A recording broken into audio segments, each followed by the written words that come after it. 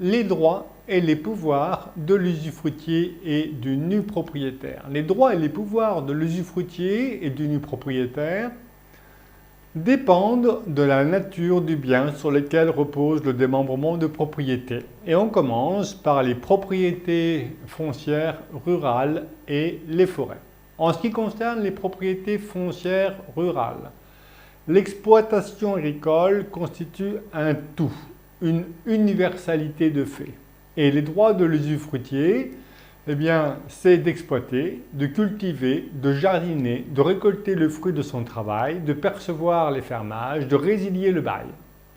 Il faut l'accord du propriétaire pour donner à bail. Et comme l'usufruitier a la charge des dépenses d'entretien, il est redevable de l'impôt foncier. Les forêts.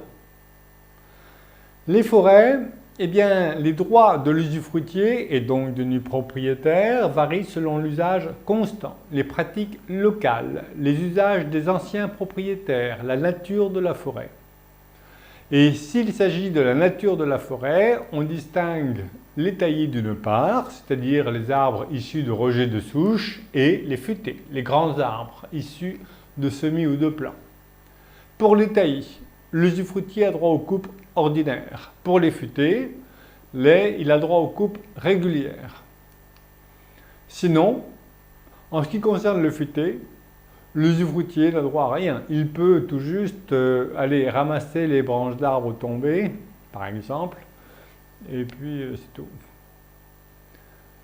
Concernant les peupleraies, alors s'il s'agit de peupliers isolés, ce qui est plutôt rare, à ce moment-là, l'usufruitier n'a droit à rien du tout. Pour les plantations de peupliers, vous savez, les peupliers, on les plante et puis on récolte en une seule coupe. Eh bien, lorsqu'il s'agit d'une seule coupe, et non pas d'une coupe périodique, mais d'une seule coupe, le produit revient au nu propriétaire et non pas à l'usufruitier. Donc vous voyez que l'usufruitier, la situation n'est pas très enviable.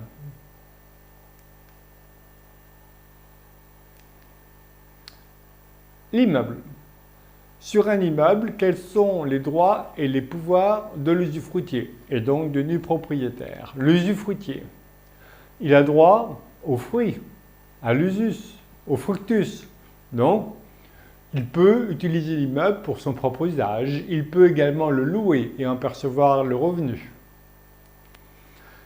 Il doit utiliser l'immeuble conformément à sa destination. Si c'est un usage d'habitation, il ne peut pas l'utiliser pour un usage commercial sans l'accord du nu propriétaire. L'usufruitier peut conclure seul les baux d'une durée inférieure à 9 ans. Il doit obtenir l'accord du nu propriétaire ou, en cas de désaccord, de juge pour conclure un bail commercial, artisanal ou rural. Il peut donner congé. Il peut résilier le bail. Il peut refuser de renouveler le bail. Et il est redevable de l'indemnité d'éviction. Comme l'usufruit doit conserver la substance de la chose, il est tenu aux réparations d'entretien qui sont indispensables à la conservation de l'immeuble. Sinon, il pourrait encourir la déchéance de l'usufruit pour défaut de conserver la substance. Et en principe, le nu propriétaire, il a la charge des grosses réparations au sens du 606 du Code civil. Les gros murs et les voûtes, les couvertures entières, les murs de soutènement. Mais, alors que le nu propriétaire peut contraindre l'usufruitier aux dépenses d'entretien, l'inverse n'est pas vrai. En aucun cas, ni le juge ni l'usufruitier ne peut contraindre le nu propriétaire à réaliser les gros travaux au sens du 606. La jurisprudence est constante. La jurisprudence estime que le nu propriétaire n'a pas forcément les liquidités pour réaliser les gros travaux. Vous voyez que la jurisprudence est constante.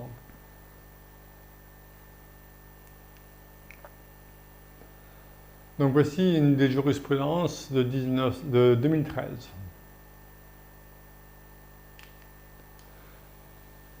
Le seul droit de l'usufruitier, c'est de pouvoir, à son décès, réclamer à mon décès, ça fait, bon, bref, les plus-values qui seraient constatées sur les réparations qu'il aurait réalisées. Mais encore, vous voyez bien la difficulté d'identifier la plus-value due aux réparations de l'usufruitier, et en plus, il ne peut que les réclamer à son décès. Donc ce seront ses héritiers. Et qui sont les héritiers? Le plus souvent, le nu propriétaire. Donc vous voyez que... Bon. En cas de destruction du bien, ni l'usufruitier, ni le nu propriétaire n'a l'obligation de reconstruire. Pour le bail d'habitation sur un immeuble démembré, l'usufruitier est tenu aux dépenses d'entretien et de grosses réparations puisque le nu propriétaire n'a aucune obligation vis-à-vis des locataires. Donc l'usufruitier va supporter l'essentiel des charges, les dépenses d'entretien, on l'a vu, en qualité d'usufruitier, mais aussi il va être tenu aux grosses réparations dès lors que le nu propriétaire refuse de les prendre en charge. Et les contentieux sont nombreux. Bon. D'ailleurs, que recouvrent les dépenses d'entretien et celles de grosses réparations? Je rappelle que le Code civil a été écrit en 1803. Le chauffage central, l'ascenseur, ça n'existait pas. Donc c'est là encore le pouvoir souverain du juge. En général, on retient la nature de la dépense, pas le montant de la dépense. Et le plus souvent, le juge estime que le changement de chauffage central, le changement d'ascenseur, le ravalement des façades constituent des dépenses d'entretien à charge de l'usufruitier. On a donc tout intérêt à prévoir par convention la répartition des charges entre usufruitier et nu propriétaire.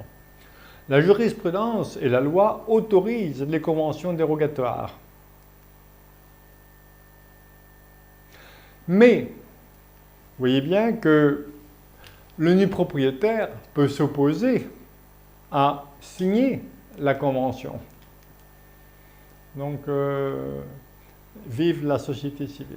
Vive la société civile qui a prévu dans les statuts à l'origine la répartition des charges entre usufruitier et nu propriétaire.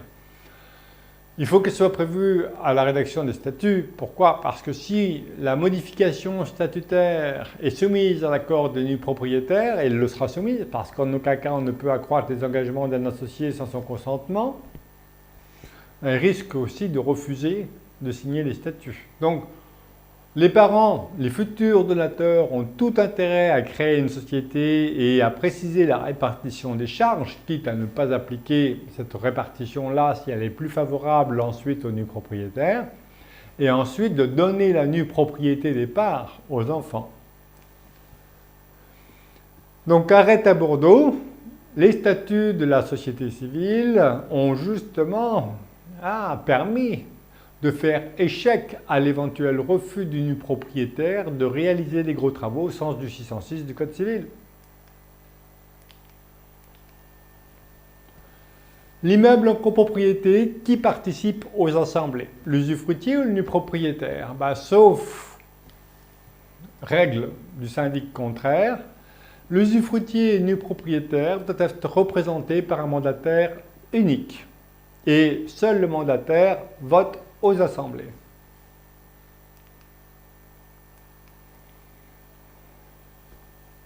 L'usufruitier et le nu propriétaire peuvent s'opposer au règlement de copropriété par une convention contraire dûment notifiée au syndicat. Le nu propriétaire, rappelons que le nu propriétaire, son seul droit, c'est d'attendre le décès de l'usufruitier ou de s'opposer à la vente de la pleine propriété, mais pas de s'opposer à la vente de l'usufruit. Chacun est autonome dans son droit.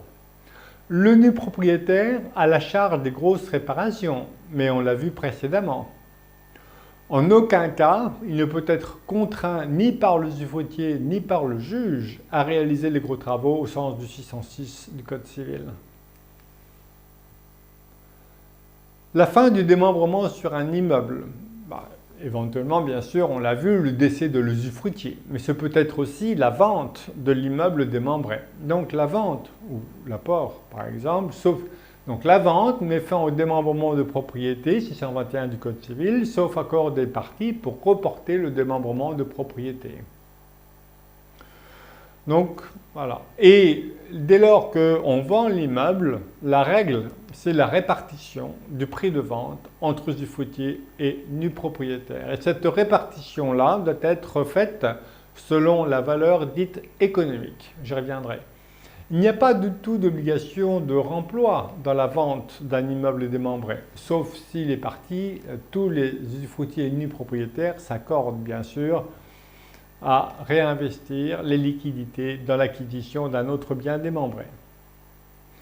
Et en cas de conflit sur le partage, eh bien, la jurisprudence constante affirme que le partage doit être réalisé non pas selon le barème fiscal du 669 du Code général des impôts, mais selon la valeur économique. Alors la jurisprudence ne dit pas la valeur économique, mais elle indique que le partage doit être réalisé selon le revenu net que l'usufruitier peut obtenir du bien et l'espérance de vie de l'usufruitier. Donc l'espérance de vie de l'usufruitier, c'est la période, la durée, et le rendement, le revenu net qu'il pouvait espérer en obtenir, c'est la rentabilité.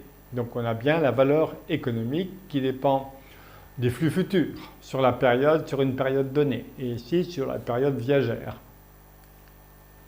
Donc voici la première jurisprudence de 1997 sur le partage selon la valeur économique, et vous en avez une autre de 2003.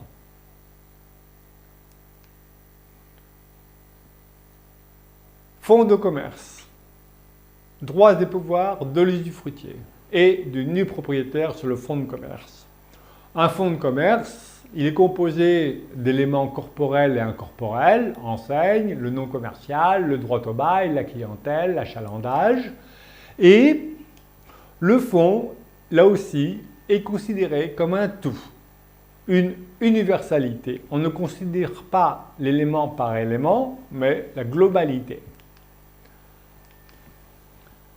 Selon la doctrine majoritaire, l'usufruitier a seul la qualité de commerçant et le nu propriétaire est inscrit au registre du commerce et des sociétés.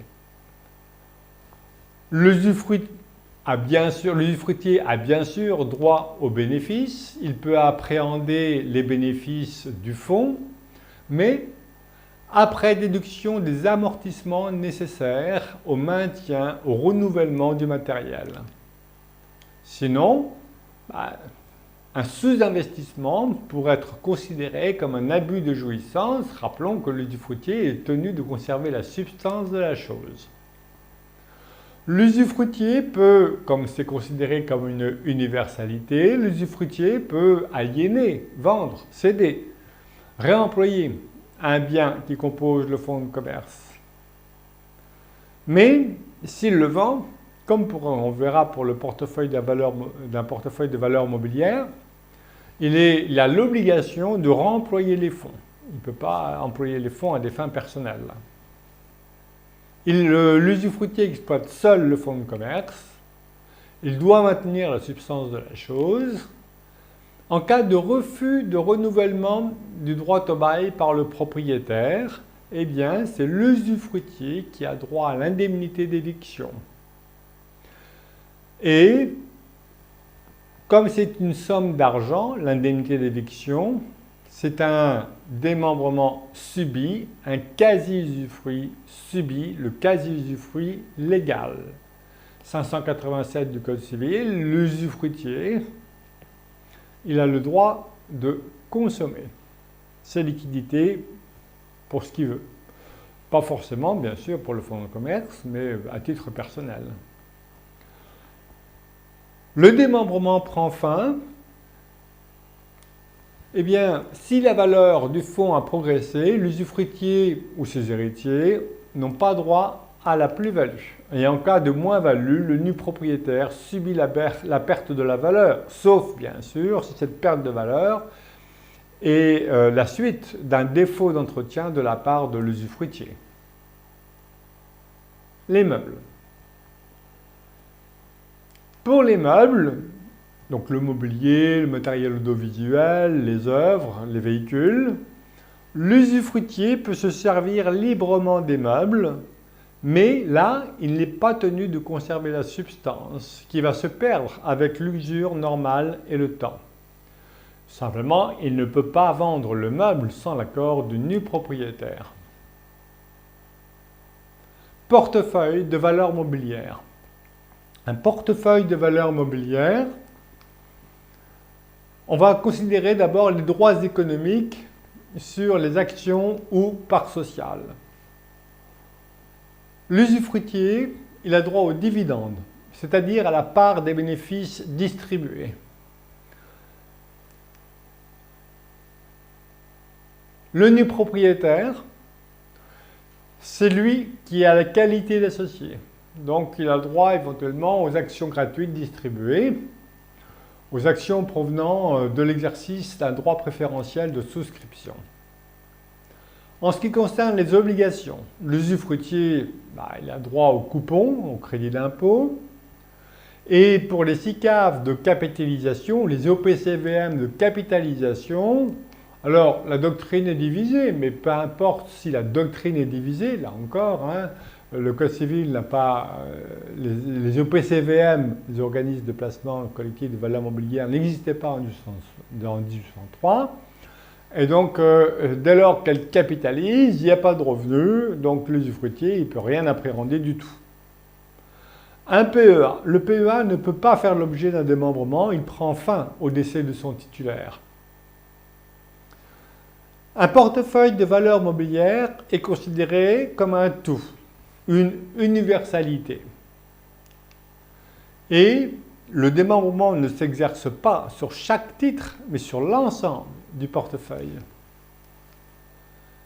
C'est-à-dire que chaque arbitrage, l'usufruitier est autorisé à gérer seul le portefeuille de valeurs mobilières à charge d'en conserver la substance. S'il vend un titre, c'est un acte d'administration et non pas de disposition. Et il n'a pas l'obligation de recueillir l'accord du nu propriétaire pour céder un titre. Mais, comme il doit conserver la substance du portefeuille, l'usufruitier va avoir deux charges, en fait. Il va être en liberté surveillée, quelque part. Il doit conserver la substance dès lors qu'il cède un titre. Il est tenu à remployer les liquidités pour l'acquisition d'un autre titre. Vous vous souvenez, pour les obligations, on avait vu que lorsque l'obligation est remboursée et qu'il était très important de dissocier les obligations dans le portefeuille de valeurs mobilières, les obligations ne doivent pas faire partie d'une universalité parce que lorsqu'une obligation arrive à échéance, c'est l'usufruitier qui a le droit d'un quasi-usufruit sur ce remboursement, sur ces liquidités issues de cette situation subie. Pour un portefeuille, pas du tout. Comme l'usufruitier est tenu de conserver la substance, eh bien, il doit remployer les liquidités dans l'acquisition d'autres titres. Et en principe, des titres de même caractéristique, de même degré de risque, de rentabilité-risque. Parce que on voit bien que l'usufruitier, il a envie plutôt d'un rendement élevé, donc il aura plutôt tendance à privilégier des obligations. Mais s'il vend une action pour acheter une obligation, est-ce qu'il ne compromet pas la substance de la chose ?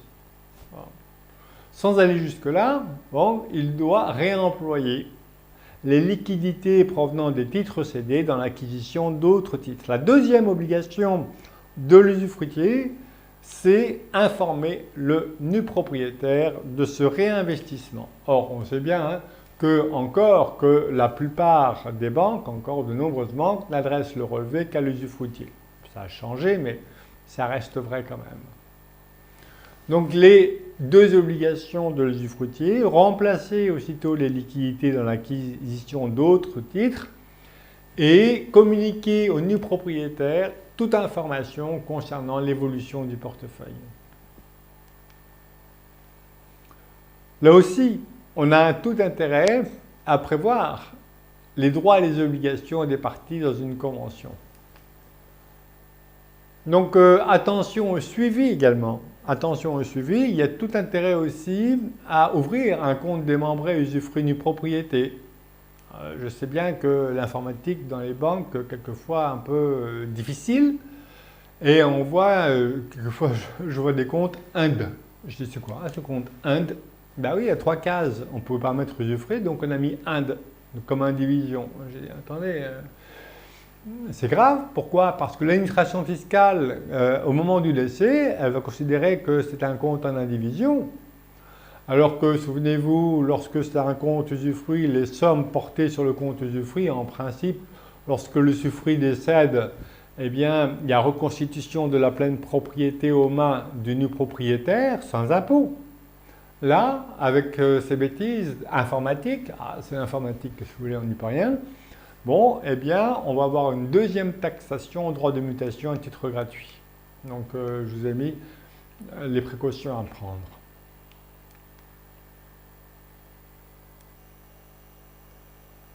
Parts et actions de société. Pour les parts, donc société civile, SARL ou les actions de société, SAS, société anonyme, société en commandite par action, il convient de distinguer, concernant le fruit, le dividende, qui en principe revient à l'usufruitier, mais on va voir que ce n'est pas tout à fait exact. Il convient de distinguer le pouvoir d'affecter le bénéfice, 1844 du Code civil, le droit de distribuer et le droit au dividende. Souvent, les opérations sont confondues. D'ailleurs, je sais comment ça se passe dans les assemblées, bien souvent. Tiens, il convient de prendre 2 décisions, 3 même. L'affectation des bénéfices et le droit, la distribution, la décision de distribution d'un bénéfice. C'est bien 2 choses distinctes. Et on va voir que si le pouvoir d'affecter le bénéfice revient à l'usufruitier, le droit, la décision de distribuer ou non un dividende, à qui ça revient? Et on va le voir. Ça peut revenir au nu propriétaire, dans les sociétés constituées en parts sociales et dans les SAS. Et le nu propriétaire, eh bien, s'il décide de ne pas distribuer, alors on n'a pas de jurisprudence encore sur le sujet, mais ça va être très clair. Si le nu propriétaire décide de ne pas distribuer, l'usufruitier, certes, il va avoir quoi comme dividende? 0. Et le droit donc au dividende. Et le droit au dividende, les sommes prélevées sur les réserves reviennent au nu propriétaire. Les sommes prélevées sur les bénéfices de l'exercice et le report à nouveau reviennent à l'usufruitier. Donc pour les sociétés, le bénéfice de l'exercice, même pour les sociétés civiles à l'IR, il y a un bénéfice, il y a un dividende. Souvent j'entends dire, tiens, non mais c'est une société civile à l'IR, il n'y a pas de dividende. C'est faux. C'est vrai, il faut distinguer la fiscalité du civil. Il y a bien civilement la possibilité de verser ou non un dividende, même si le dividende n'est pas taxé. Dans les sociétés semi-transparentes, telles que les sociétés civiles à l'impôt sur le revenu, l'associé est imposé à proportion des bénéfices sociaux qu'il y ait un dividende ou non. Le dividende n'est pas taxé. Le bénéfice de l'exercice est affecté par l'usufruitier, mais ne lui appartient pas. Affecté n'est pas distribué. Et le bénéfice n'est pas un dividende. Il y a une dizaine d'années, j'ai écrit un article dans la Revue française de comptabilité. Et puis on m'appelle, on me disait, mais pourquoi vous distinguez? Je dis, affecté, c'est pas distribué, puis un bénéfice, c'est pas un dividende. Et qui décide de distribuer le dividende? À qui revient le dividende? Donc il faut prévoir dans les statuts. Donc voilà, économiquement, on a des produits dans une société, on déduit les charges et en principe, si c'est positif, on a un bénéfice de l'exercice. On peut décider de capitaliser ce bénéfice ou de le distribuer. D'ailleurs, là encore, j'attire l'attention sur l'affectation systématique qu'on rencontre du bénéfice en compte courant d'associé. C'est une grave erreur. Si possible, il faut éviter, sauf cas très particulier, d'affecter ou de distribuer, le bénéfice par inscription en compte courant d'associé. J'y reviendrai. Donc, on affecte le bénéfice. Et qu'est-ce que c'est que l'affectation? On peut l'affecter soit en réserve statutaire, c'est les statuts qui ont prévu les réserves, ou ce sont des réserves légales, ou alors ce sont des réserves dites facultatives, auquel cas on peut l'affecter dans ces réserves. Et en principe, le bénéfice non affecté est inscrit en report à nouveau. Et on peut aussi décider de distribuer le dividende.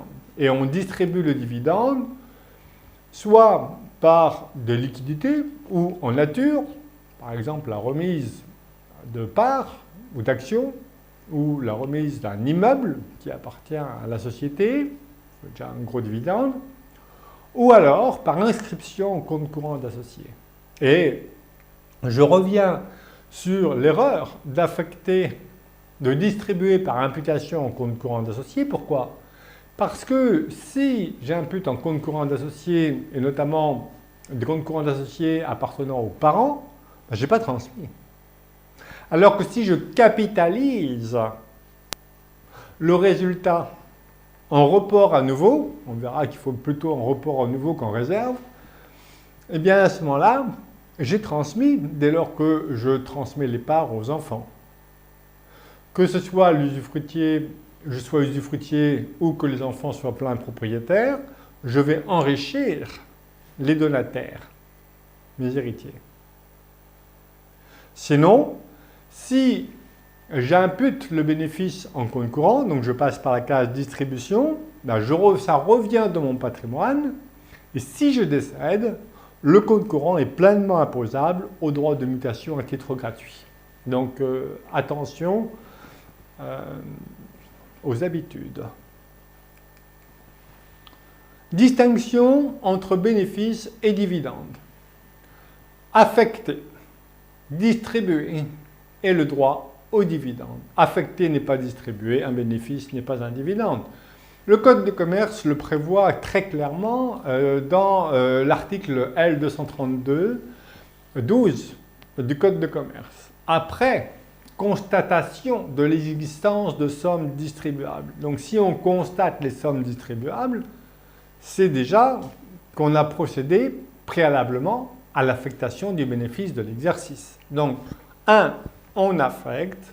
2, on constate les sommes distribuables. Qu'est-ce que sont les sommes distribuables? C'est celles qui ont été, bien sûr, les bénéfices de l'exercice, celles qui ont été portées en report à nouveau, et celles qui ont même compris, qui ont été portées en réserve, sauf celles qui ont été réserves légales, par exemple. Celles-là, elles ne sont pas distribuables, elles sont partageables. Mais les réserves facultatives, elles, peuvent toujours être distribuées. Donc, on constate les sommes distribuables, et ensuite qu'on a constaté, eh bien, on décide de distribuer ou pas. Et là, la jurisprudence est constante. Regardez, la jurisprudence est constante.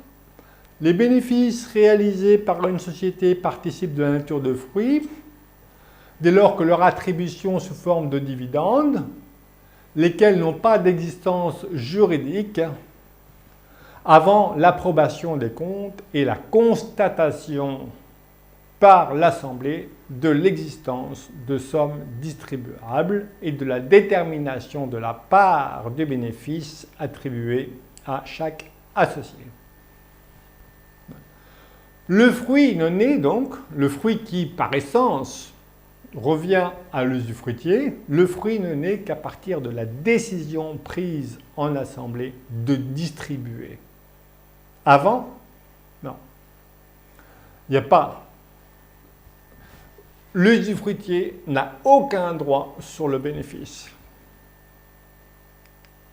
Souvent on entend hein, l'usufruitier a droit au bénéfice de l'exercice. Pas du tout. Seulement s'il est décidé de le distribuer. En principe, le droit d'affecter le bénéfice appartient à l'usufruitier, sauf disposition contraire. L'affectation, l'usufruitier.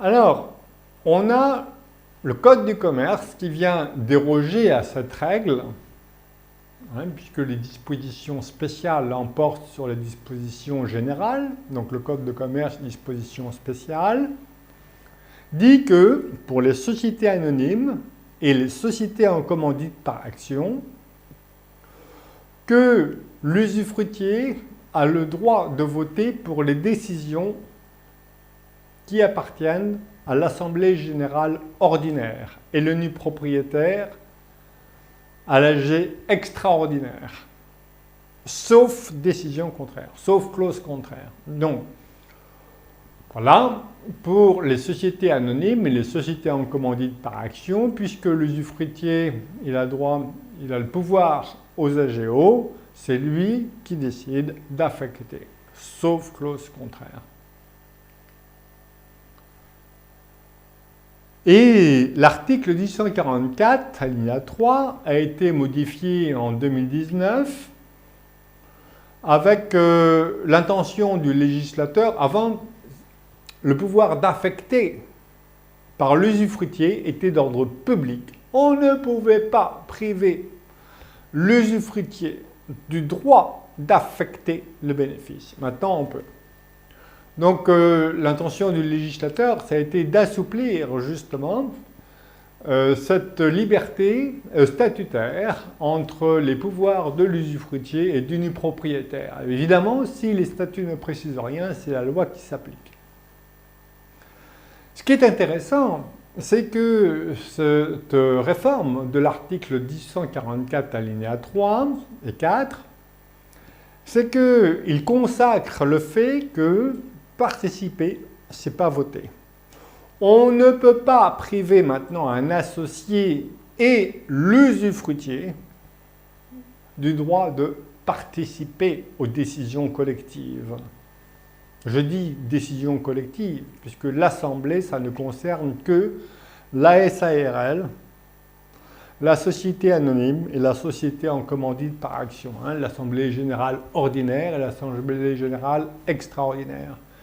Mais vous voyez bien que dans les SAS ou dans les sociétés civiles, il faut abolir ce concept d'Assemblée générale ordinaire et extraordinaire qui impose des quorums, qui impose des majorités pour les décisions. Non, je préfère prendre le terme collectivité des associés, que je vais insérer dans les statuts de société civile et de SAS. C'est la collectivité des associés qui participent et pas nécessairement qui décident. Participer n'est pas voter. Et maintenant, avec la réforme, on ne pouvait pas priver un associé du droit de participer. Et je rappelle que l'usufruitier n'a pas la qualité d'associé. Je confirme encore, et ce n'est pas moi qui le dis, c'est un arrêt de la Cour de justice européenne, l'instance suprême. Et on peut donner au nu propriétaire la possibilité de déléguer les pouvoirs à l'usufruitier. Ouais. Alors, le nu propriétaire, quand il est mineur, c'est petit, c'est mignon, ça va, mais quand il est majeur, il peut refuser. Donc, sauf clause statutaire contraire. Donc, attention à consolider les pouvoirs du donateur, qu'il donne la nue propriété ou la pleine propriété. Il faut impérativement consolider ses pouvoirs, qu'il peut transmettre, il a tout intérêt à transmettre, à organiser sa transmission de son vivant, pour préserver l'unité du patrimoine familial et en même temps, accessoirement, réduire les droits de mutation à titre gratuit. Pacte du trade transmission d'entreprise, le dispositif fiscal du pacte Dutreil qui permet de pratiquer un abattement de 75% de la base taxable au droit de mutation à titre gratuit sur la transmission d'une entreprise opérationnelle ou de la holding de l'entreprise opérationnelle, eh bien, les pouvoirs de l'usufruitier doivent être statutairement être limités à l'affectation des bénéfices. Donc, vous voyez bien que je ne commence jamais, ne jamais dire jamais, mais je ne commence jamais par du démembrement de propriété du Dutreil. Pourquoi? Parce que, sauf si le chef d'entreprise va absolument perdre les pouvoirs, mais s'il veut les conserver, et pas, je commence par du démembrement. Ah, tiens, j'ai oublié de vous dire, au fait, maintenant, votre seul pouvoir, c'est d'affecter les bénéfices. Dommage. Donc, et cette limitation doit impérativement figurer dans les statuts. Et j'ai d'autres jurisprudences qui disent, au moment, bien sûr, de la transmission à titre gratuit. Voyons quelle est la composition et la distribution des dividendes. Quels sont les droits de l'usufruitier et du nu-propriétaire? Donc pour les sociétés anonymes et pour les sociétés en commandite par action, on a vu que l'usufruitier a le pouvoir aux assemblées générales ordinaires et l'usufruitier à l'extraordinaire, sauf clause contraire. Et les autres sociétés, vous voyez bien que puisque le pouvoir d'affecter un bénéfice et que affecter n'est pas distribué, si l'usufruitier a le pouvoir d'affecter, la loi ne précise rien sur le pouvoir de distribuer. Et qui décide de distribuer? Puisque le pouvoir d'affecter, sauf clause contraire, revient à l'usufruitier, c'est donc forcément le nu propriétaire qui doit décider de distribuer ou non. Puisqu'on a vu qu'il fallait bien distinguer le pouvoir d'affecter de celui de distribuer. Donc vous voyez les décisions qui sont prises à l'encontre des intérêts de nu propriétaire, qui pourraient constater toutes les décisions antérieures sur les distributions précédentes. Donc voilà. Sauf pour la société anonyme et pour la société en commandite par action, mais plus personne ne crée des sociétés anonymes, ou presque. Qui a droit aux dividendes? Donc le dividende, je le rappelle, le dividende, le fruit, ne naît qu'à partir de la décision prise en assemblée de distribuer. Et qu'avant cette décision, l'usufruitier n'a aucun droit sur les bénéfices. Et selon la jurisprudence, l'usufruitier a droit aux dividendes prélevés sur le bénéfice de l'exercice, sur le report à nouveau, mais dès lors qu'il a précédemment décidé d'affecter le bénéfice en réserve, et crac, les sommes prélevées sur les réserves reviennent au nu propriétaire, sauf décision contraire. Donc attention là aussi à la rédaction des statuts. Et je suis très méfiant à ce sujet-là. Donc le fruit dans une société, c'est le dividende. Et il faut bien distinguer entre bénéfices distribuables et les réserves. Donc les réserves facultatives, les sommes prélevées sur les réserves ont vocation à revenir. Ce n'est pas les réserves facultatives qui appartiennent au propriétaire, c'est les sommes distribuées provenant des réserves facultatives et non pas des réserves légales, reviennent au nu propriétaire. Et l'usufruitier, en principe, il a droit aux sommes donc provenant du dividende provenant des bénéfices de l'exercice et du report à nouveau. Mais, méfiance. Donc, concernant les sommes prélevées sur les réserves, on a deux jurisprudences, une chambre civile et une chambre commerciale. La chambre commerciale est plus souple que celle de la chambre civile. Donc il faudra encore attendre une troisième décision pour savoir quelle est la règle applicable. Mais d'ici là, c'est le nu propriétaire qui a droit aux sommes distribuées prélevées sur les réserves. avec une différence. Sur la chambre civile, elle dit il n'y a pas lieu d'en décider autrement, alors que la chambre commerciale, elle dit que ça revient au nu propriétaire, certes, mais dès lors qu'il s'agit d'un dividende versé en espèces, donc situation subie, qui dit situation subie, dit quasi-usufruit. Donc, les sommes, en fait, sont versées à l'usufruitier qui peut tout consommer et, sans en de compte à rendre au nu propriétaire, le nu propriétaire aura droit à une créance déductible de l'actif successoral lorsque l'usufruitier décédera. Donc voici les décisions de la chambre commerciale. Donc ça revient au nu propriétaire avec naissance d'un quasi-usufruit, sauf convention ou clause contraire, avec une dette de restitution déductible de l'actif successoral. Et on a vu que cette créance, cette dette de restitution de l'usufruitier est également déductible donc, de l'IFI, l'impôt sur la fortune immobilière. La chambre civile, le nu propriétaire, sans quasi-usufruit. Et les dividendes provenant des bénéfices de l'exercice reviennent à l'usufruitier. Le report à nouveau. Méfiance pour le report à nouveau. Moi, je vais inscrire dans les statuts le sort des sommes prélevées sur le report à nouveau. L'ancien plan comptable général, 1983, décidait que dès lors que les sommes étaient laissées en report à nouveau, elles avaient le caractère de réserve. Qui dit caractère de réserve dit nu propriétaire. Vous vous rendez compte ? L'usufruitier, il donne la nue propriété des parts ou des actions de sa société en pensant qu'il peut éventuellement prélever l'essentiel du dividende. Ben, pas du tout, sauf les sommes prélevées sur les réserves. Et si les sommes portées en report à nouveau perdent leur caractère de fruit pour avoir le caractère de réserve, ça reviendrait au nu propriétaire. Oh là, bon. Donc vous voyez bien que tout reviendrait au nu propriétaire. Donc je reviens, c'est que la loi distingue le bénéfice distribuable, dont le report à nouveau fait partie d'une part, et les réserves d'autre part.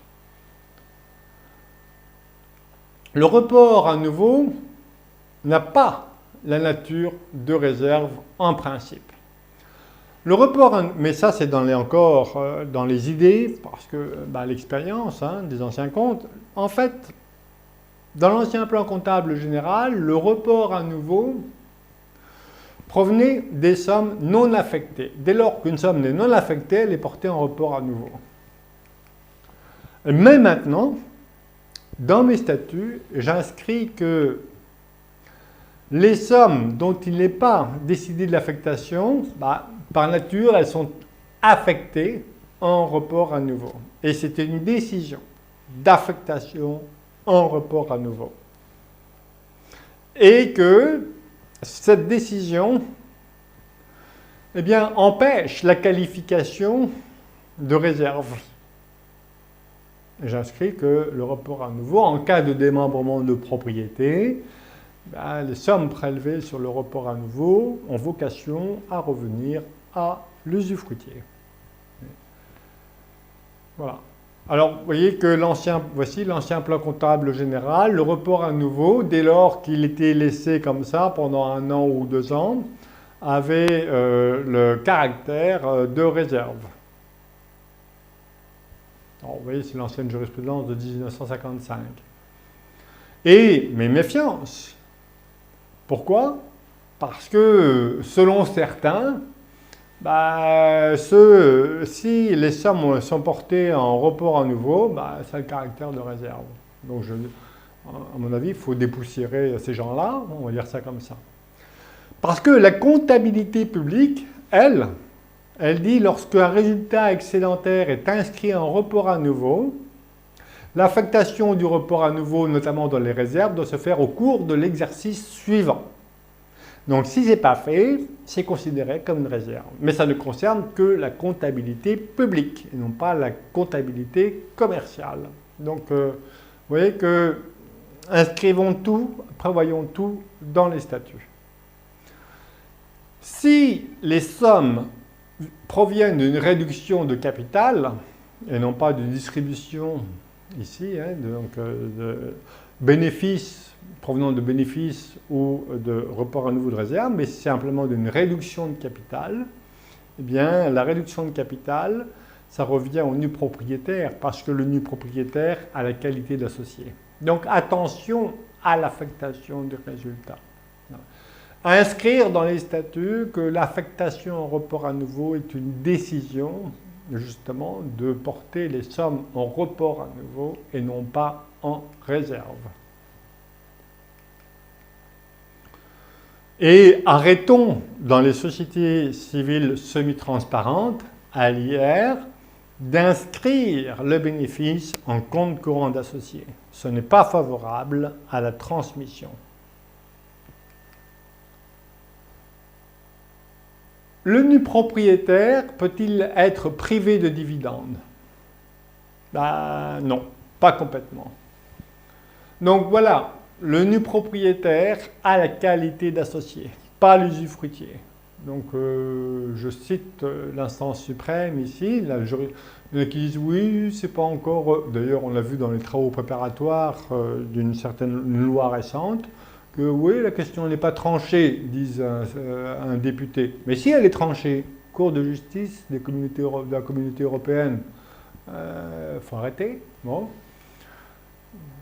Et le nu propriétaire ne peut pas être privé de tout droit aux dividendes. Pourquoi? Parce qu'on ne peut pas priver un associé nu propriétaire de tout droit aux bénéfices. Donc 1844-1 du Code civil. Voici l'arrêt de la Cour de justice qui consacre le statut d'associé au nu propriétaire. L'usufruitier n'a pas la qualité d'associé. Je vous ai remis également une jurisprudence, une des premières de 2006. Distribuer un dividende au nu propriétaire, évidemment, vous voyez bien que je suis usufruitier. Je donne la nue propriété des titres à mes enfants, qui sont maintenant nus propriétaires. Et je décide d'affecter régulièrement le bénéfice en réserve, puis de distribuer ces réserves au profit des nus propriétaires associés. Y a-t-il abus de droit? Vous voyez bien que je transmets un patrimoine en franchise de droit de mutation à titre gratuit.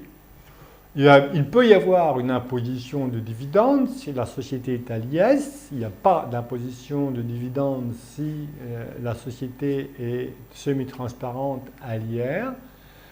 Voilà. Donc au cours d'une AGO, l'usufruitier décide d'affecter la totalité du bénéfice de l'exercice en réserve. Et juste derrière, vous voyez que là, il y a bien une distinction des deux décisions, affecter et distribuer. Juste derrière, l'Assemblée extraordinaire décide de distribuer les réserves au profit des nus propriétaires. Et on transmet un patrimoine en franchise de droit de mutation. Alors la position de l'administration fiscale, elle dit abus de droit. En fait, donation indirecte. Il y a intention libérale. Vous transmettez un patrimoine en franchise d'impôt. Le but est exclusivement fiscal et maintenant principalement fiscal. Et donc je vous colle 80% de pénalité. Y a-t-il donation? Pas du tout, dit la Cour. Voilà la décision de la Cour. Il ne peut pas y avoir donation. Parce qu'une donation suppose plusieurs conditions.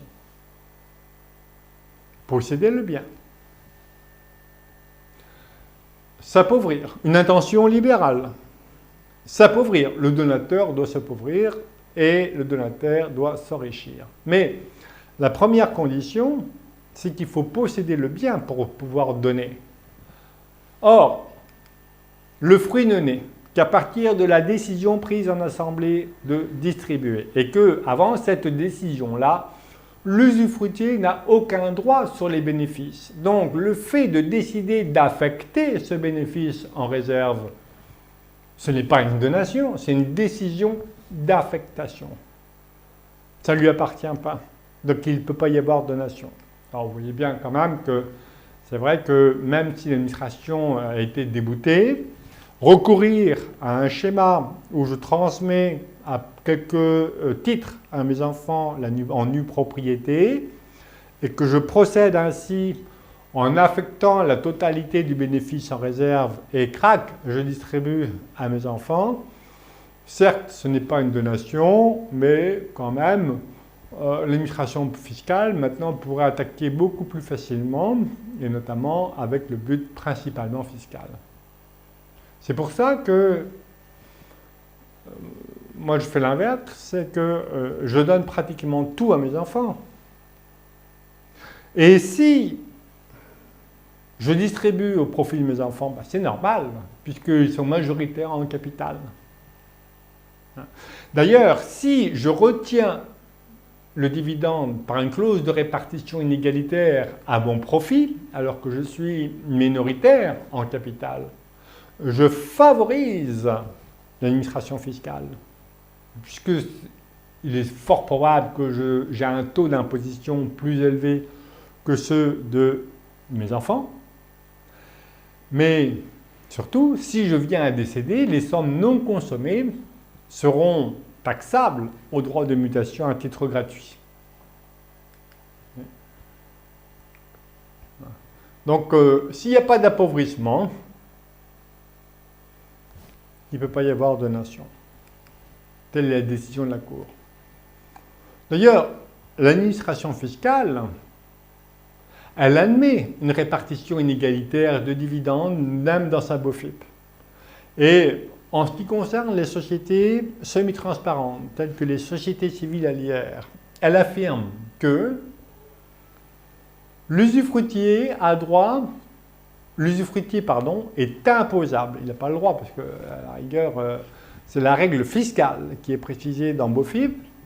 L'usufruitier est imposable sur les bénéfices courants, et elle dit ce que c'est que les bénéfices courants, les revenus, les plus-values mobilières. Ça n'existe pas, les bénéfices courants en droit civil, mais bon. Et le nu propriétaire a droit aux bénéfices exceptionnels. Elle dit que une plus-value immobilière, c'est quand même exceptionnel, la vente d'un immobilier. Donc, c'est exceptionnel, la vente. Mais la vente d'un titre, ce n'est pas exceptionnel. Donc là, c'est un bénéfice courant. Mais bon. Mais par contre, la vente d'un titre de participation, inscrit quand même en titre de participation, la cession, c'est quand même exceptionnel. Bon, mais elle n'est pas trop à l'aise avec cette règle-là. D'ailleurs, elle admet, sauf convention contraire, conclue et enregistrée avant la clôture de chaque exercice. Ouais, mais c'est-à-dire qu'il faut décider, avant qu'on connaisse le bénéfice, le résultat de la société, si on ne veut pas que la règle de bénéfice courant et de bénéfice exceptionnel s'applique par une convention, on doit la conclure avant la clôture de l'exercice. Et si elle doit être conclue, elle doit être bien sûr enregistrée auprès de l'administration fiscale. Donc, j'ai des règles dans mes statuts qui sont très souples et je n'ai pas à déclarer, à l'enregistrer à l'administration fiscale chaque année en fait, puisque c'est prévu dans les statuts la libre répartition et cette répartition va pouvoir évoluer même chaque exercice. Si je compare l'usufruitier de parts sociales et d'autres actifs, quand même, lorsque le démembrement s'exerce directement sur les actifs, on perd le pouvoir de gérer, l'usufruitier perd le pouvoir de gérer les actifs librement. Puisqu'on a vu qu'il doit recueillir l'accord des nus propriétaires pour vendre les titres, sauf pour le portefeuille de valeurs mobilières considéré comme une universalité. L'usufruitier est autorisé à gérer seul le portefeuille, donc à arbitrer les titres sans demander l'accord du nu propriétaire à chaque titre. Mais ce qui concerne l'immobilier, il faut l'accord du nu propriétaire pour vendre le bien sujet à démembrement de propriété. Et là aussi, on a vu que, surtout s'il s'agit de sociétés, on ne sait pas quelle va être la répartition du dividende, notamment entre usufruitier et nu propriétaire, puisque, s'agissant de sociétés, le nu propriétaire, il a droit aux sommes prélevées sur les réserves. L'immobilier, c'est plus simple. L'usufruitier a droit au loyer, mais il a les dépenses d'entretien et les charges de grosses réparations si le propriétaire refuse de les prendre en charge. Vous voyez que c'est pour ça que j'ai dit au début de la formation que le démembrement, c'est bien quand ça n'existe pas. Ou alors, quand j'en ai complètement éradiqué ou atténué les effets négatifs. À savoir, la perte des pouvoirs de gestion, l'incertitude sur le montant des revenus et l'espérance de décès de l'usufruitier de la part du propriétaire pour être plein propriétaire le plus rapidement possible. Donc, voilà. Et vous voyez bien que la vente d'un bien directement démembré met fin au démembrement de propriété. La grande force de la société, c'est que ce sont les titres qui sont démembrés. Et si les statuts sont correctement rédigés, le dirigeant de la société, que ce soit le gérant de la société civile ou de la SARL ou le président de la SAS, peut gérer librement le patrimoine de la société sans en référer au nu propriétaire des titres. Il faudrait recueillir l'accord d'un nu propriétaire pour aliéner, pour vendre les titres. Mais j'ai aucune envie de vendre les titres. Moi, ce qui m'intéresse, c'est la jouissance du patrimoine, alors que le capital de la société a été transmis le plus vite possible, surtout lorsque la société est encore endettée, puisque la dette contractée par la société est déductible de la base taxable au droit de mutation à titre gratuit. Alors que la dette contractée pour l'acquisition d'un immeuble et que je donne l'immeuble, la dette ne sera pas déductible dès lors que je donne notamment à un enfant mineur, puisque le remboursement de la dette doit être réalisé par le donataire. L'enfant mineur, c'est impossible, vous voyez bien. Donc, vive le démembrement sur les titres de société. La cession d'un actif par la société ne met pas fin au démembrement de propriété.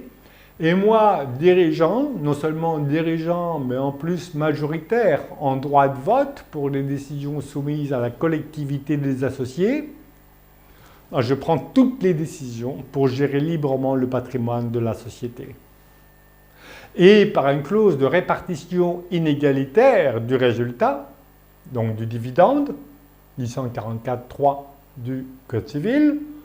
Pour la SAS, je peux même encore ajouter des actions de préférence, L228.11 du Code de commerce.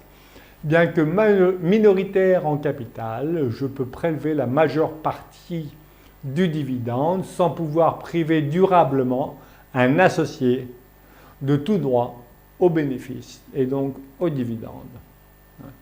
Donc, la SAS, la société civile, je parle de la SAS, la société civile parce qu'on a une très grande liberté statutaire, vont consolider le démembrement de propriété. Si le démembrement porte directement sur les actifs immobiliers ou financiers, bien les droits économiques, l'usufruitier a le droit au revenu, mais sur une SICAV de capitalisation, on a vu qu'il n'y avait aucun revenu. Si ces droits s'exercent sur des parts ou des actions de société, l'usufruitier a droit aux dividendes distribués qui n'a pas été affecté en réserve. Donc attention à nouveau à l'affectation en réserve. Et à ce moment-là, vous voyez bien qu'il peut non seulement avoir droit aux revenus du patrimoine détenu par la société, mais également aux plus-values. Les plus-values font partie du résultat de la société. Donc vous voyez que c'est bien en termes de fiscalité concernant les droits de mutation à titre gratuit. C'est vrai que Tout le monde fait du démembrement de propriété pour réduire la base taxable de droits de mutation à titre gratuit. N'oublions pas, hein, toujours raisonner de la fiscalité dans son ensemble. Souvenez-vous, qui paye les filles. Non. Et si le démembrement s'exerce sur les parts, eh bien, je vais accroître l'effet qui se coule en termes de droits de mutation à titre gratuit, parce que je vais pouvoir accélérer encore la transmission au profit des donataires, tout en gardant les pouvoirs. Et en supprimant les effets néfastes du démembrement de propriété. Donc qu'il y ait démembrement ou pas, mais comme c'est un cours sur le démembrement, ben on en parle. Donc dès lors que je détiens, en rouge, c'est les parents qui détiennent les titres de préférence, avec un droit de vote et un droit financier multiple. Les enfants, c'est intéressant hein, que les enfants détiennent à la fois des titres en pleine propriété, et s'ils détiennent des titres en nue propriété, par le jeu notamment des répartitions inégalitaires. Et donc là, je fais un peu ce que je veux avec des catégories de parts, hein, des parts A, B, C, D, E, Z. Autant de parts. D'ailleurs, il peut y avoir autant de parts qu'il y a d'enfants, par exemple. Donc, ce qui est important, c'est que moi, parent, futur donateur ou donateur, je détienne des parts ou des actions de préférence qui me donnent tous les pouvoirs. Certes, s'il s'agit d'une société opérationnelle que j'ai transmise aux enfants, les pouvoirs de l'usufruitier étaient statutairement limités à l'affectation des bénéfices, mais je m'en fiche puisque je détiens 1% des titres de la société qui me confèrent la totalité des pouvoirs. Donc je peux les limiter le reste, c'est pas grave. Voyez. Donc là, je suis très confortable. Et souvenez-vous, hein, le nu propriétaire n'a pas la qualité d'associé. Et par le jeu de répartition inégalitaire du dividende, je vais pouvoir, chaque année, si les statuts sont bien rédigés, vous voyez, je vais, indépendamment de la participation au capital, bien, de pouvoir ajuster la distribution du dividende à ma volonté. Alors, on a plusieurs schémas de démembrement de titres de société. Je peux, par exemple, apporter la pleine propriété de mes titres à une holding, puis donner les titres, la nue propriété des titres de la holding. Bon alors évidemment, à chaque fois, hein, quelles sont les conséquences juridiques et les conséquences fiscales. Je peux, j'aime pas beaucoup ça, c'est une deuxième possibilité, il y en a d'autres. Donc ici, le premier, on apporte et on donne. Apport, donation. Donc attention au plan fiscal, j'apporte. Qui dit apport dit mutation à titre onéreux. Qui dit mutation à titre onéreux dit impôt sur la plus-value. Sauf régime dérogatoire, notamment l'apport d'une société IS à une autre société à l'IS peut bénéficier d'un report d'imposition de la plus-value. Ou alors, l'apport d'une société civile à prépondérance immobilière, à l'IR, à une société à l'IS, holding à l'IS, bénéficie d'un sursis d'imposition de la plus-value. Je peux, à l'inverse de l'apport donation, procéder à la chronologie inverse, donation, apport. Alors, il y a un avantage, c'est que la donation efface la plus-value. Mais si je veux démembrer, je ne donne que la nue propriété. La donation de la nue propriété n'efface que la plus-value relative à la nue propriété donnée. Ensuite, l'usufruitier, les parents, puis, et les enfants du propriétaire décident d'apporter respectivement leurs droits à une holding. Alors, à chaque fois, il faudra se poser la question, pourquoi la holding, hein? Voilà. Et décide d'apporter à une holding et de reporter le démembrement sur les titres de la holding. L'apporteur en usufruit reçoit l'usufruit des titres de la holding. L'apporteur de la nue propriété reçoit la nue propriété des titres de la holding. C'est le schéma de la subrogation conventionnelle, mais attention, il y a une incertitude juridique sur ce schéma-là. Pourquoi? Une incertitude juridique sur le schéma de la subrogation conventionnelle, puisque un apport doit conférer la qualité d'associé, et on a vu que l'usufruitier n'a pas la qualité d'associé. Comment voulez-vous rémunérer un apporteur en usufruit par de l'usufruit qui ne confère pas la qualité d'associé?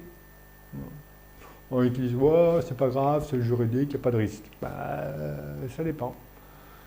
Ça dépend. Il n'y a pas de risque à l'égard de l'administration fiscale, puisqu'elle admet le schéma de la subrogation conventionnelle.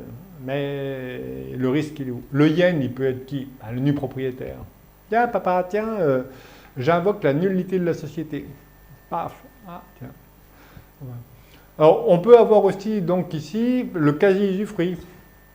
On l'a vu avec les risques du quasi-usufruit. Hein. Le risque de ce montage-là. Ah, tiens, si je vends mon entreprise et après je meurs, si je vends, j'ai l'impôt sur la plus-value. Non. J'ai du cash, et le cash, si je meurs, et les droits de mutation à titre gratuit, les droits de succession ou les droits de donation. Et puis, comme j'ai vendu l'entreprise mais qu'il y a du cash, le cash, je n'ai pas de possibilité d'appliquer un pacte du trade sur des liquidités. Donc ça fait mal. Près de la moitié qui part en impôts. Donc il y en a qui se disent, ah, quasi-usufruit, puis ça rend intelligent, hein. Ah, je vous parlais de quasi-usufruit. Vous donnez la nue propriété à vos enfants, et puis vous vendez, et vous passez un accord avec vos enfants pour remployer les liquidités en quasi-usufruit, qu'on conférait sur les sommes un quasi-usufruit. Et comme ça, les parents donateurs peuvent tout consommer sans de compte à rendre au nu propriétaire. On a vu, lorsqu'on a vu le quasi-usufruit, que ce schéma-là, ce montage, non pas schéma, schéma sécurisé, montage à risque, présente des risques, et notamment de l'abus de droit. Apport de la nue propriété, puis donation de la pleine propriété des titres de l'entreprise qui ne détient que la nue propriété des parts. J'ai lu encore récemment, allez-y, il n'y a pas d'abus de droit. Faut s'interroger pourquoi on fait ça. Et ici, on fait ça uniquement, d'ailleurs, pour réduire la base taxable au droit de mutation à titre gratuit. Pourquoi? Parce que s'agissant d'un apport, qui dit apport, dit mutation à titre onéreux. Et comme il s'agit d'une mutation à titre onéreux, vente, apport, échange, je vais retenir la valeur de la nue propriété à sa valeur économique. Et on verra lorsqu'on va avoir l'évaluation, la valeur économique peut être bien inférieure à la valeur fiscale du 669 du Code général des impôts. J'apporte, imaginons que la valeur économique est 2 fois moins chère que le barème fiscal. Le barème fiscal s'impose pour les mutations à titre gratuit, donation et succession. Comme j'apporte la nue propriété au barème, à la valeur économique, et si la valeur économique est 2 fois moins chère que le barème fiscal, quand je vais donner la pleine propriété des titres de l'entreprise qui détient la nue propriété, mais qui vaut 2 fois moins que le barème fiscal, je vais diviser la base taxable, le droit de mutation à titre gratuit, par 2. Donc ensuite, je vais donner les titres de la société à mes enfants, en réduisant la base taxable par 2. Il y en a qui encore vont donner que la nue propriété. Ah oui, mais... Et je donne après la nue propriété, de la nue propriété, de la nue propriété. Ah, c'est l'abus de droit, ça c'est sûr. Hein. Et donc, l'usufruitier a conservé l'usufruit en direct des titres. Il n'a pas apporté à la société. Parce que s'il avait apporté à la société, il y aurait eu l'impôt sur la plus-value encore. Donc ici, risque d'abus de droit. On a 2 arrêts. Alors, il y a des arrêts favorables contribuables, on a des arrêts défavorables. Dès lors que j'ai des arrêts défavorables, on ne va pas chercher, et encore, c'était avant la réforme de l'abus de droit, c'était l'abus de droit pour le but exclusivement fiscal, mais maintenant, avec le but principalement fiscal, il faut arrêter, quoi. Et puis pourquoi on fait ça? Uniquement pour réduire la fiscalité. Expliquez-moi la motivation économique d'un tel montage-là. Alors voilà, après vous avez en détail, donc j'apporte la pleine, des schémas qu'on vient de voir précédemment, j'apporte la pleine propriété des titres de ma société à une holding. Alors pourquoi apporter une holding, hein? Bon. Et je donne la nue propriété. Donc ici, je peux avoir, si ma holding est à l'IS, un report d'imposition de la plus-value, et si je donne la nue propriété, je vais avoir les droits de mutation uniquement sur la nue propriété donnée. Et si je bénéficie d'un report d'imposition, eh bien, la donation de la nue propriété des titres va effacer la plus-value en report d'imposition dès lors que le donataire conserve le titre 18 mois.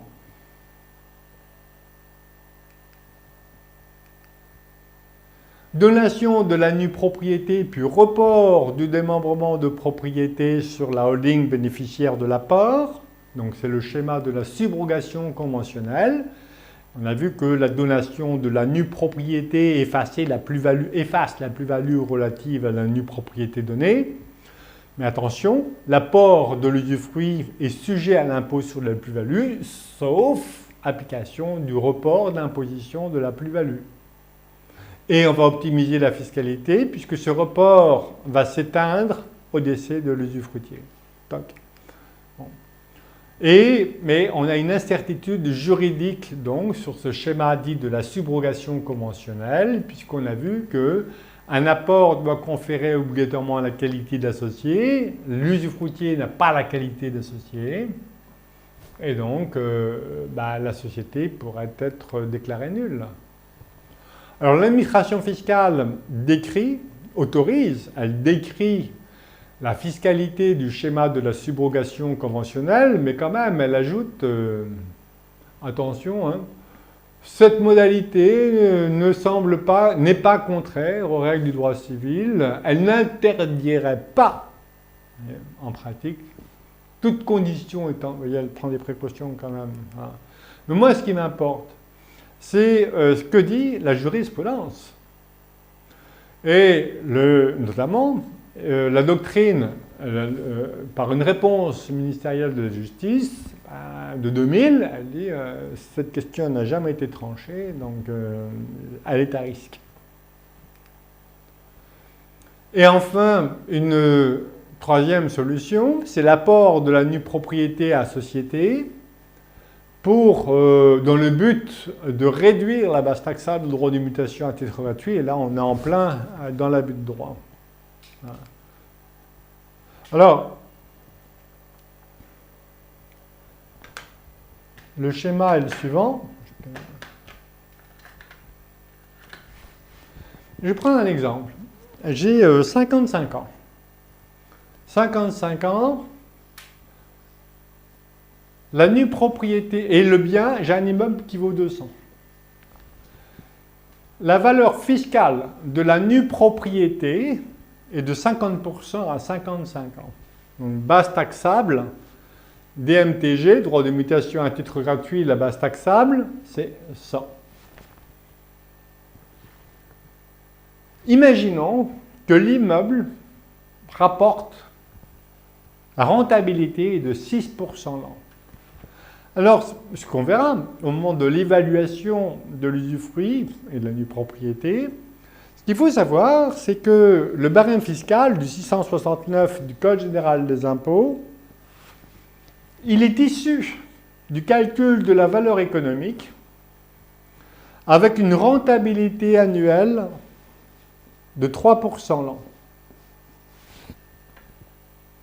Si la rentabilité de mon immeuble est de 6% l'an, je vais, grosso modo, ce n'est pas tout à fait exact, mais je vais doubler donc la valeur de l'usufruit, 6% au lieu de 3%.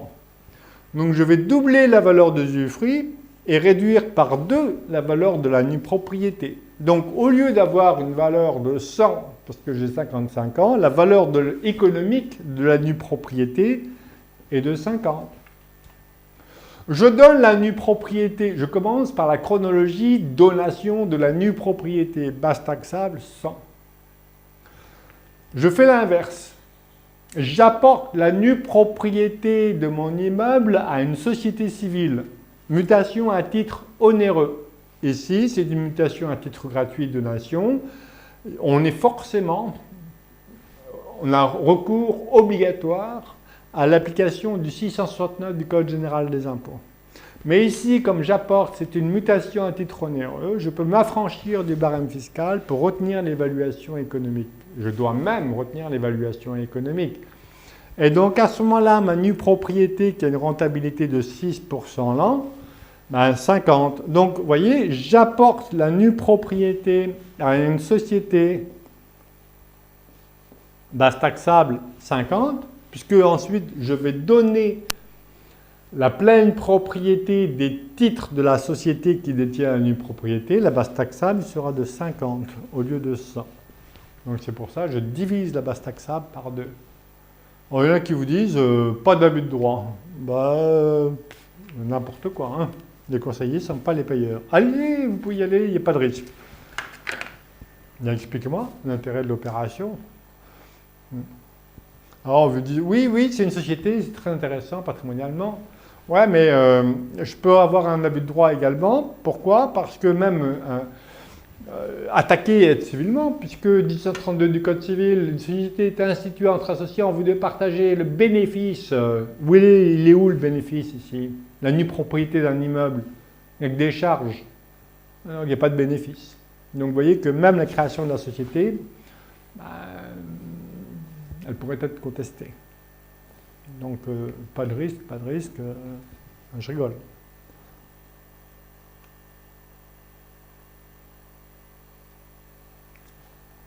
Donc pour moi, risque d'abus de droit. Donc je ne fais pas. Abus de droit. Donc la jurisprudence est variable, et voici les deux arrêts. Donc Wüstenberger, Saunier, qui dit abus de droit. C'est contraire à l'article 1832 du Code civil. Non, c'est pas l'administration fiscale qui va contester l'existence même et remettre en cause l'existence de la société, mais l'administration fiscale veut dire le but est principalement fiscal, non? Sauf à démontrer le contraire. Voilà. Et quasi-usufruit ou vente, donc on a vu ici, c'est le remploi des liquidités par le processus, le montage du quasi-usufruit. Hein. Attendez, moi je suis ingénieur patrimonial, je vais vous dire comment économiser de l'impôt. Donc ici, je rappelle, c'est qu'au lieu de vendre, de payer l'impôt sur la plus-value et de donner et de payer les droits de mutation à titre gratuit, je vais essayer de réduire la fiscalité. Donc je donne d'abord la nue propriété pour effacer la plus-value relative à la nue propriété, mais rappelez-vous que l'opération est très coûteuse en fait, plus elle est très coûteuse, notamment aussi parce qu'elle court le risque de l'abus de droit. Quand on a vu le cas de usufruit, on a vu que sur toutes les décisions, il y en a la moitié qui conduisent à l'abus de droit parce que l'administration fiscale et la Cour estiment qu'en fait l'intention n'était pas de donner, l'intention c'était de réduire l'impôt, il n'y avait pas véritable intention libérale, donc la volonté de se dessaisir. Mais fiscalement, c'est intéressant. Attention, on a l'impôt sur la plus-value sur la vente de l'usufruit.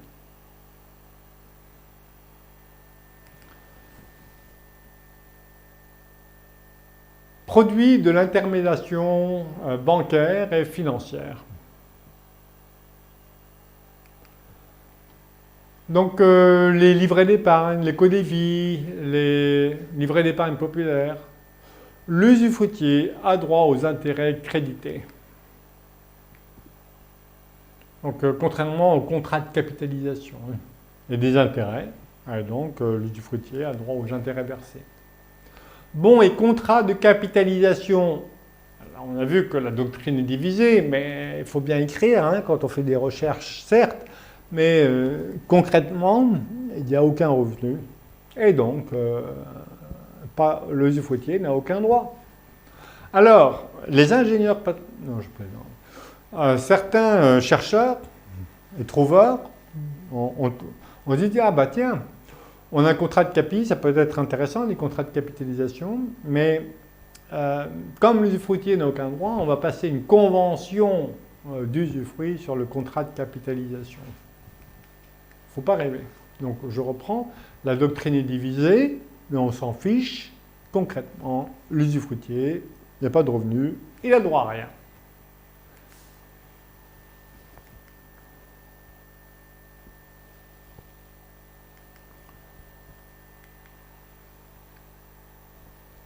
Les conventions de quasi-usufruit sur le contrat de capitalisation, on ne peut pas le faire. On ne peut pas le faire. Rappelez-vous que le quasi-usufruit, les choses ne peuvent s'appliquer qu'aux choses consomptibles que par le premier usage, tels que l'argent, les grains et les liqueurs, et que selon la jurisprudence constante, le quasi-usufruit ne peut pas s'appliquer sur les biens fongibles, sur les biens qu'on ne peut pas consommer par le premier usage. Et un contrat de capi, on ne peut pas le consommer par le premier usage. On ne peut même plus le manger. Vous vous rendez compte? Enfin bref. Donc, impossible. Donc, attention au contrat de capitalisation. Contrat d'assurance vie. Les contrats d'assurance vie et le démembrement. Alors, on vous distingue pour le contrat d'assurance vie le démembrement du contrat en lui-même, à le moment de la souscription, et d'autre part, le démembrement de la clause bénéficiaire d'assurance vie. Alors, en ce qui concerne le démembrement du contrat à la souscription, eh bien, c'est impossible. On va dire ça comme ça. Et ça pose plein d'interrogations, donc plein de risques, donc il ne faut pas faire.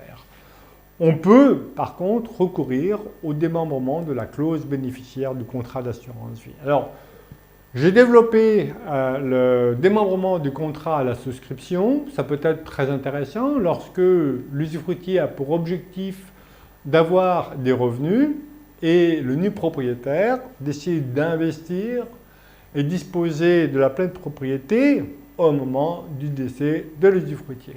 Hein? Là encore, papa, tu meurs quand? Et on a plein d'interrogations sur la validité du démembrement du contrat. Pourquoi? Parce que la faculté, notamment, la faculté de rachat est un droit personnel et on ne peut pas démembrer un droit personnel.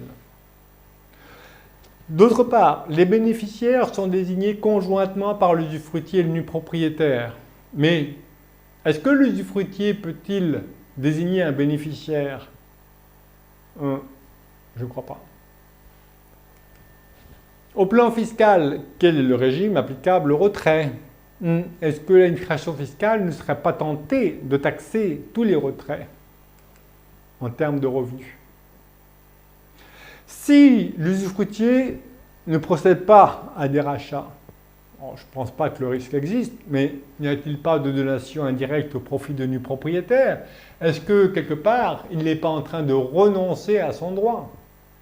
Et on a vu que la renonciation à l'usufruit, l'administration fiscale elle tentait de taxer à chaque fois en droit de mutation à titre gratuit. Le décès de l'usufruitier va entraîner le passage d'un contrat de 2 à 1 souscripteur. N'y a-t-il pas novation du contrat et donc perte de l'antériorité du contrat? Donc c'est vrai que ça peut présenter des avantages, mais certaines compagnies acceptent de le faire. Mais, alors je vous ai mis des précautions à prendre, mais les précautions à prendre, c'est de ne pas démembrer le contrat d'assurance vie. Je passe. Je vous écris même comment on fait, pour ceux qui veulent prendre le risque.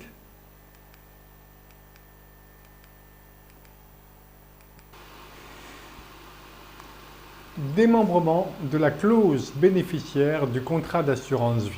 Alors, le démembrement de la clause bénéficiaire, ce n'est pas un démembrement de la clause elle-même, mais ce sera un démembrement du capital au moment du versement par la compagnie d'assurance lors du dénouement du contrat, qui, le plus souvent, par le décès donc, de l'assuré. Et comme les compagnies d'assurance versent une somme d'argent aux bénéficiaires, et les bénéficiaires vont être l'usufruit et le nu propriétaire, eh bien, cette somme d'argent, c'est un quasi-usufruit subi, donc un quasi-usufruit qui est légal et donc qui va bénéficier du privilège, en fait, du quasi-usufruit. Et l'usufruitier, le quasi-usufruitier, va avoir la possibilité de consommer les sommes sans de compte à rendre au nu propriétaire.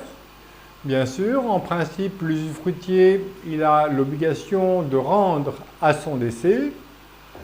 Oui, mais à son décès, vous voyez bien. Et s'il consomme plus que le capital, eh bien, le nu propriétaire disposera d'une créance déductible de l'actif successoral.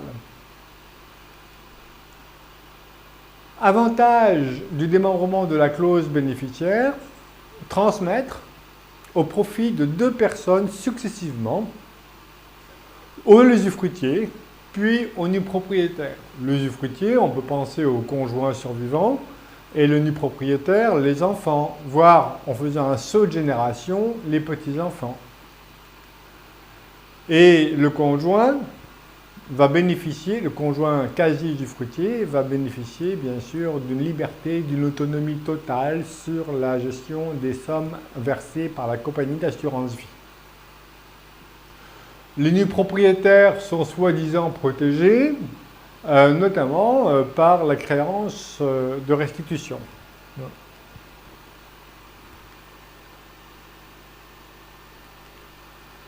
Conséquence du démembrement de la clause bénéficiaire, droit de l'usufruitier et droit du nu propriétaire. Donc, on l'a vu, le quasi-usufruitier va pouvoir consommer toutes les sommes à charge de restituer à son décès un capital équivalent et le nu propriétaire est gratifié d'une créance de restitution sur la succession de l'usufruitier. Au plan fiscal, eh bien, concernant pour les contrats souscrits avant le 70e anniversaire de l'assuré, on a un abattement de 152 500 € et l'abattement de 152 500 € se partage entre usufruitier et nu propriétaire selon l'article 669 du Code général des impôts, le barème fiscal. Et voici la fiscalité qui concerne l'abattement. Je vous laisse lire.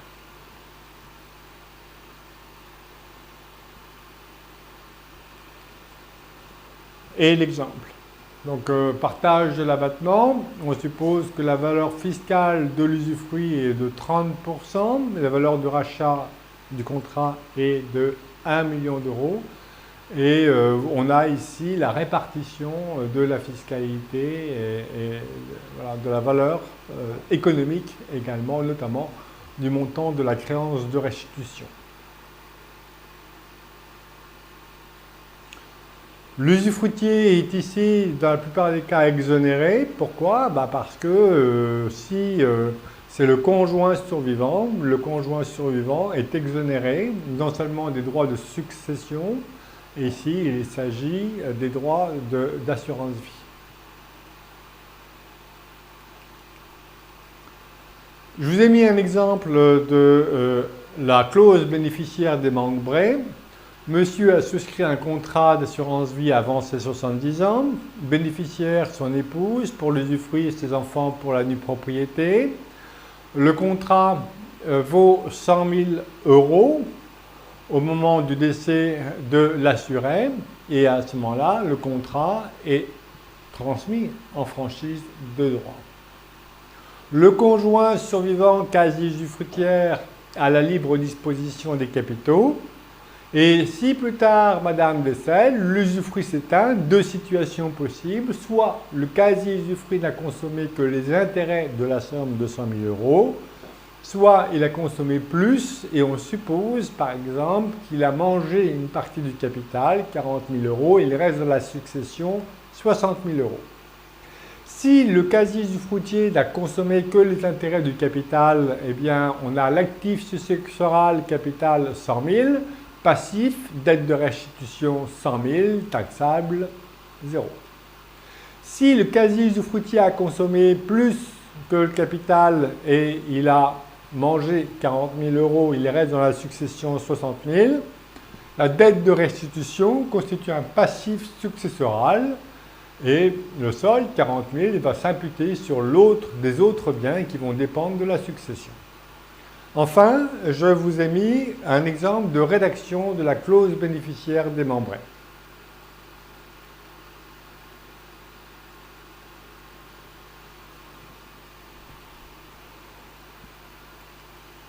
C'est un exemple,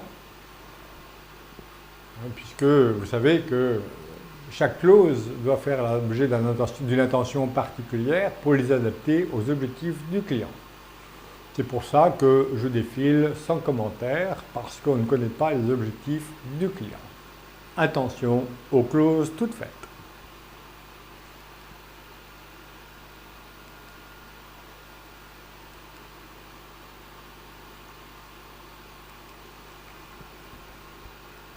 Oui, c'est un peu plus long que des clauses classiques qu'on rencontre souvent sur les contrats d'assurance. Donc il faut joindre l'annexe. Alors, quelles sont les limites à la clause bénéficiaire démembrée? Est-ce que l'obligation de l'emploi des sommes pour le conjoint survivant, qui, on le rappelle, est d'ordre public, on ne peut pas y déroger, cette obligation s'applique-t-elle au contrat d'assurance vie? Donc je rappelle les règles de l'obligation de remploi par le conjoint survivant, donc délibéralité, mais comme la jurisprudence constante dit que l'assurance vie ne constitue pas une libéralité, sauf prime manifestement exagérée, donc, en principe, l'obligation de l'emploi des sommes, qui est d'ordre public, on ne peut pas l'écarter pour le conjoint survivant, eh bien, ne s'applique pas au quasi-usufruit issu d'un contrat d'assurance vie, issu d'une clause démembrée d'assurance vie. Le réinvestissement dans un contrat d'assurance vie, vous voyez que c'est très avantageux fiscalement. Le conjoint usufruitier perçoit une somme d'argent de la part de la compagnie d'assurance. Et avec cette somme d'argent, le quasi-usufruitier, qui a la libre disposition des fonds, réinvestit dans un contrat d'assurance vie. C'est un peu l'effet qui se coule. On a un double avantage pour le nu propriétaire, parce qu'il est déjà titulaire d'une créance sur la succession du quasi-usufruitier, et puis il va encore percevoir au décès de l'usufruitier un capital avec une fiscalité allégée. Y a-t-il risque d'abus de droit? Donc on a une cour d'appel de Douai qui écarte la qualification de l'abus de droit pour ce schéma.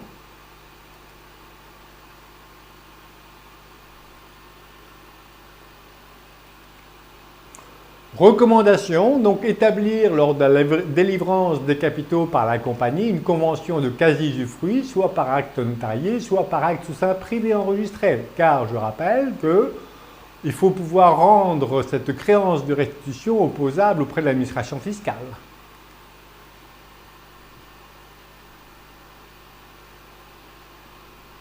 L'usufruit sur des liquidités.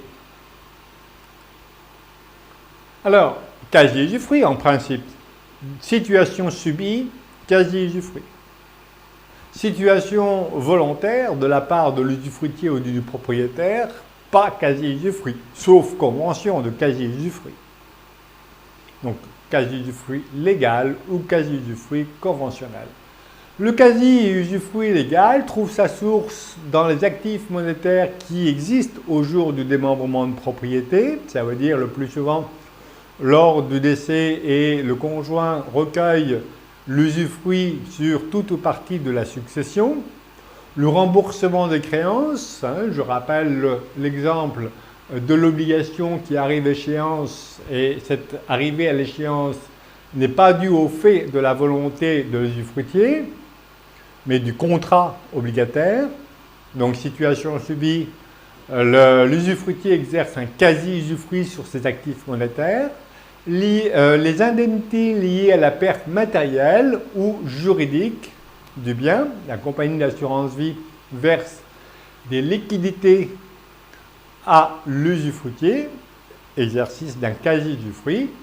Et je rappelle le 587, les liquidités, qui sont des biens dont on ne peut faire usage sans les consommer, tels que l'argent, les grains, les liqueurs. Bon. Alors, le quasi-usufruitier peut librement disposer du capital. On a vu que c'est un quasi-propriétaire. Il n'est pas tenu à l'obligation, en principe, de remploi, sauf clause contraire. Et on a le partage des liquidités. Le partage des liquidités, dès lors que l'usufruitier, l'unipropriétaire décide de vendre un bien, donc ici on n'est plus dans le quasi-usufruit légal, il y a la volonté de vendre un bien, ce n'est pas un démembrement subi, mais un démembrement volontaire. Ils peuvent donc se partager les liquidités ou reporter le démembrement sur un autre bien. Et ils peuvent très bien convenir de reporter le démembrement en quasi-usufruit. En cas de conflit, s'ils ne s'entendent pas, la jurisprudence constante dit que le partage doit être réalisé selon l'âge de l'espérance de vie de l'usufruitier et le revenu net qu'il peut espérer en obtenir. Donc, selon la valeur économique. Et nous terminons quant à la répartition des droits et des pouvoirs entre usufruitiers et nus propriétaires sur les dettes et les emprunts. Les emprunts. L'usufruitier est redevable du paiement des intérêts et le nu propriétaire du remboursement du capital. Pour les dettes, l'usufruitier supporte les charges usufructuaires, notamment celles qui sont liées à l'entretien du bien, taxes d'habitation, taxes foncières, impôts sur le revenu, dettes alimentaires, voire prestations compensatoires.